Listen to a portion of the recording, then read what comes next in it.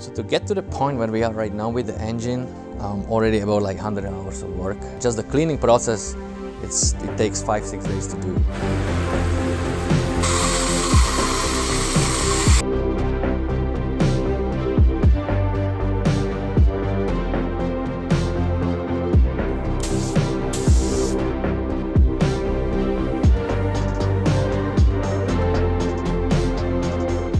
When I have all these numbers, then I can put it in the picture right here pretty much and properly calculate the compression ratio.